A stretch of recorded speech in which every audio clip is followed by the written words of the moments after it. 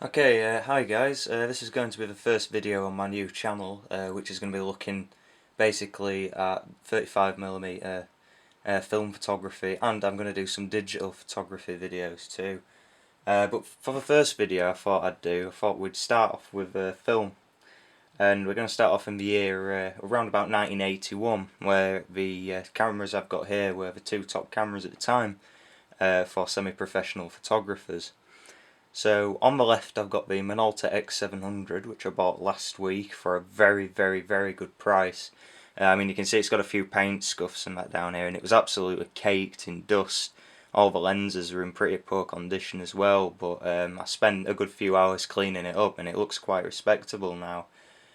So we've got the Minolta X-700 here from 1981, and on the right I've got its competitor, its arch rival, the Canon A-1. From 1978, but this camera was also used, right the way through the 1980s.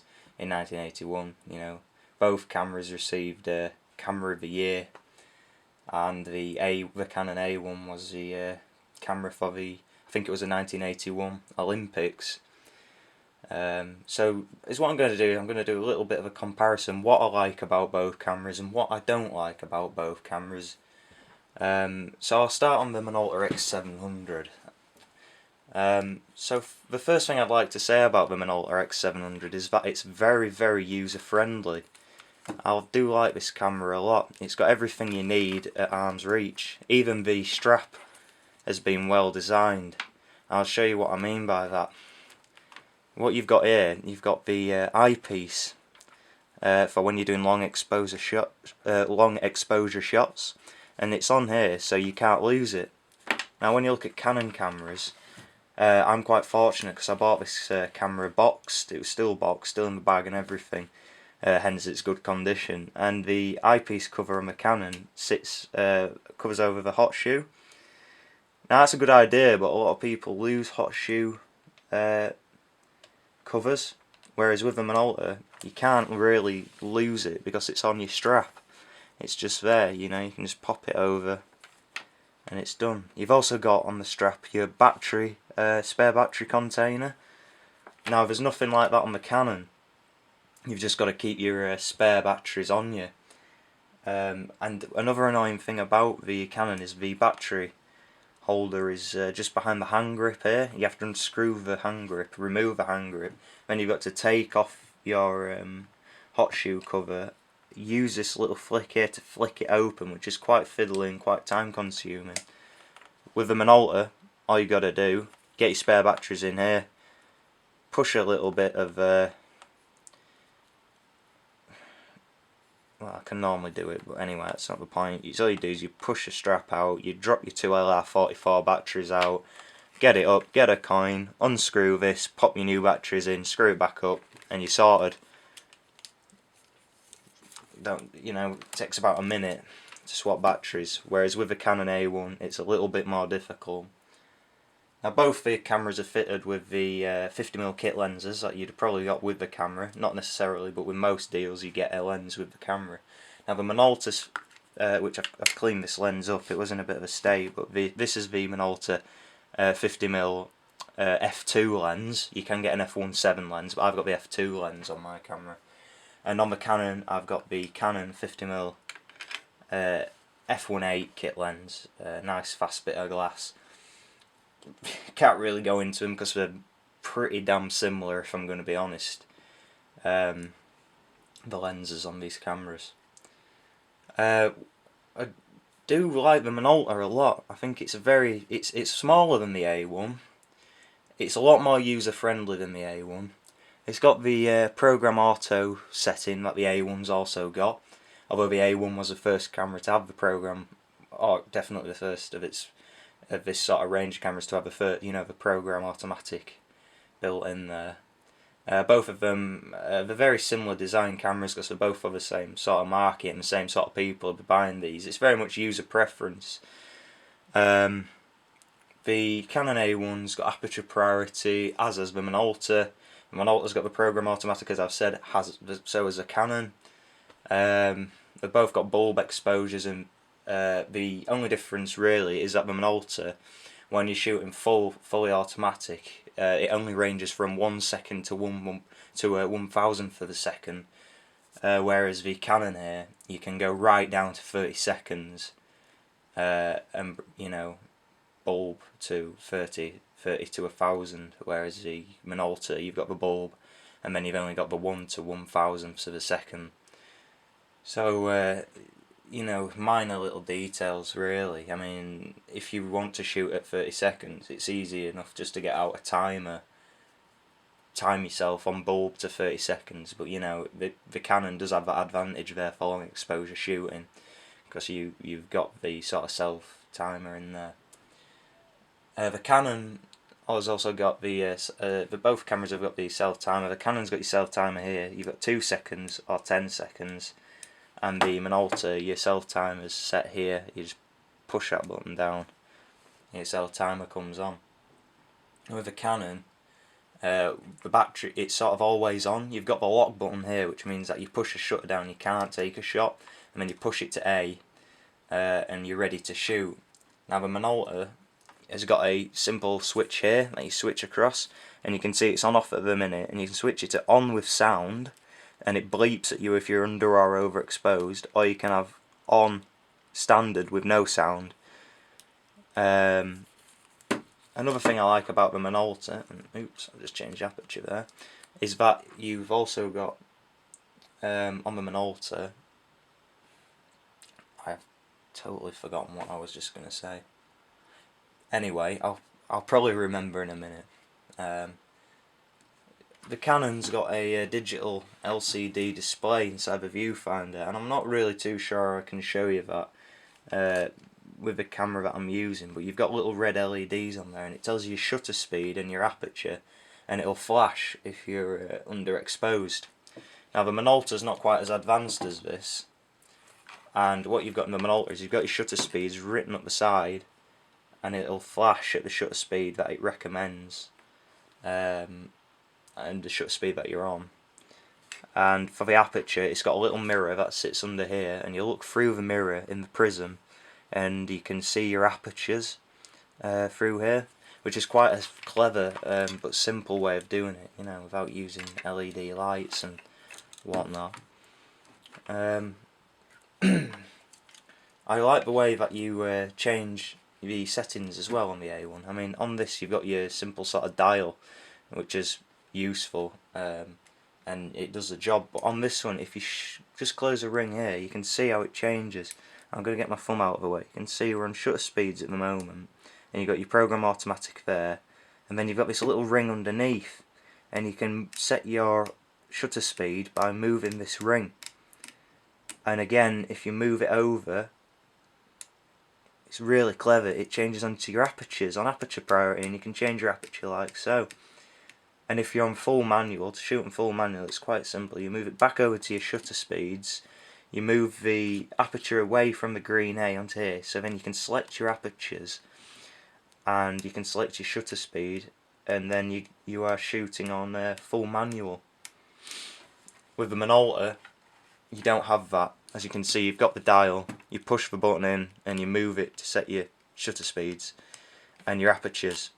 And if you want to shoot on program automatic, push the button back in, move it back round to, I'm on aperture priority there, move it back round to shutter priority, set the lens to f22 or whichever it is green to match up with the green program automatic there.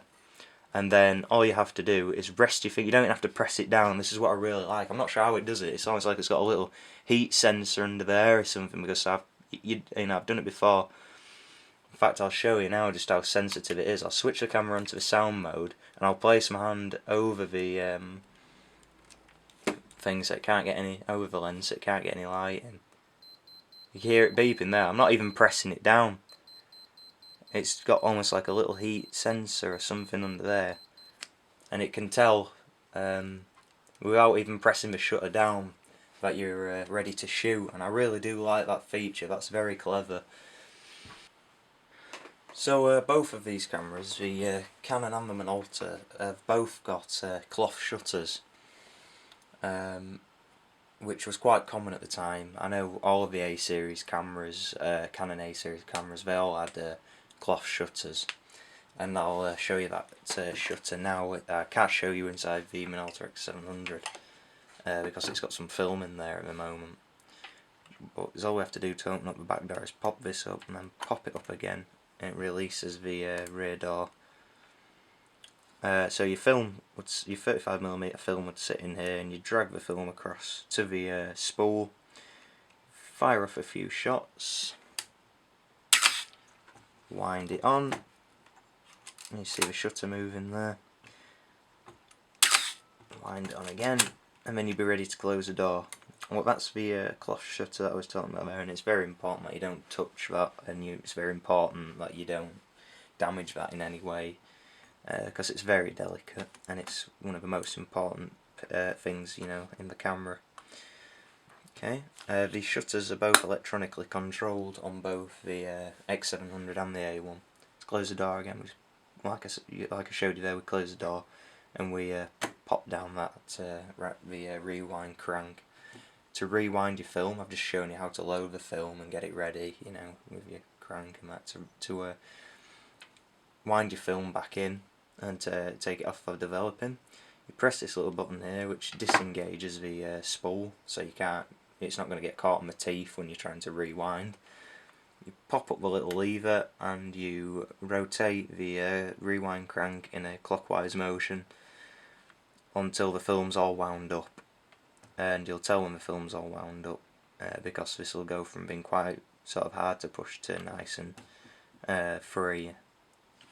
Once you've done that, pop the little lever back in, again lift it up, then lift it up again, pop the back door open, simply take your film out, close the door. These little eyepieces do get in the way a bit, but you know, you can remove them, but just for the sake of a video I won't, because it's quite awkward to remove this, whereas the Minolta one just pops up easy. Lock the door back into place by pushing the rewind crank back down, and you're ready to go. So both of these cameras have got electronic cloth shutters. Both of these cameras have got depth of field preview. Push this in and you won't be able to see it from where I am, but it's all the depth of field preview button is it closes up the aperture inside the lens, and it allows you to see how much light's reaching the film and how much well, not how much, but what depth of field you're achieving at the aperture that you're on. So depth of field, you know, obviously if you're a pro photographer, you know, you've heard it all before, but for someone who's just watching this review, wanting to buy the first 35mm camera, depth of field is basically how far you can see into the image. So if I'm at f1.8, I'm going to get restricted depth of field. I'm going to get I'm going to get my subject in focus, and the rest of it's going to be sort of blurred out, creating a what we call bokeh. And at f22, for which I wouldn't go up to f22 personally for landscape photography. I'd tend to hang around f11, but f22 you're going to get everything in focus, but you're not going to get as much light reaching the film. So that's a useful tool that both of these cameras have got. My Canon A-1 doesn't have a depth of field preview button, so it's nice to see that these two semi-professional cameras have got that tool should you decide you need to use it. Both of them have got exposure compensation. They both operate in exactly the same way. Simply press this button down here, move the dial, and you set it to which exposure compensation you would like to use. Again, same with Minolta. Setting the SA is the same as well. You lift the dial up. I'll set it on the Canon, but I'm not going to set it on the Minolta because I've got film in there and I don't want to forget and have my light meter reading, you know, the wrong reading. Whereas what we'd do is we'd press this button in here, lift it up, and it's always been awkward on the Canons.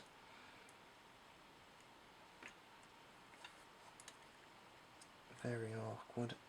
There we go. And you move a dial until it matches up with the film speed that you've got in there. And the only reason we do this is so that the light meter is calibrated to the film you're using. It gives you a true reading, so you know that you know you're getting the right exposure on your film. So it's important that you set that, because you don't want to get the wrong readings on your light meter. Both of the light meters are very accurate on these cameras. I've pointed them both at the same subject before, and they've both come back with exactly the same readings, as they should. I'd be a bit worried if they didn't. But yeah, if I had to sort of advise someone on a camera to buy, I'd say if you've already used 35mm before and you know what you're doing with photography, I'd say go for the Canon A-1, because it seems to be the one that creates the better image, and it seems to be the one that I prefer using. But if you're just starting out and you sort of want to get to grips with cameras, then you know 35mm semi-professional cameras. The X-700 is very user-friendly and it's very easy to use.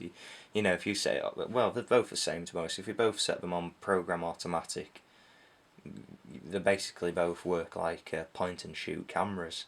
But with them both being semi-professional, you've obviously got the full manual mode, and you've obviously got a lot of creativity there.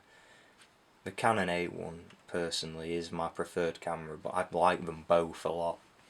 And they're both extremely good cameras. And it's difficult to choose between the two, because at the end of the day they're both competitors. So they're both, you know, they're obviously both top-notch cameras from their day. You know, so you know, rightly they're both pretty much as good as each other, really. And I think I'll leave you at that. I mean, this is the first video I've made for my new channel. I've sort of made it up as I've gone along a little bit, so you'll have to bear with me. But if you like the video, I can make a few more on other cameras in my collection, and I might go through both of these cameras a little more in depth, because this has been sort of a comparison, but I might do sort of individual reviews for both of them. But I'm going to leave it at that for today.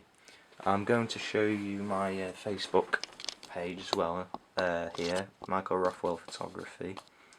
Now, it's not got many likes because I've just started up and I've not done any advertising or anything, so these are mainly just my sort of friends that have liked it. But give us a look on Facebook for that, both digital and film shots, and try and subscribe. You know, if you want to see more videos like this, subscribe to the channel, like the channel. I'm happy to answer any questions in comments, and obviously this is my first video, so any constructive criticism that you've got, it's going to be welcome, to be honest, because I need to know what I can do to improve these videos. So thanks for watching,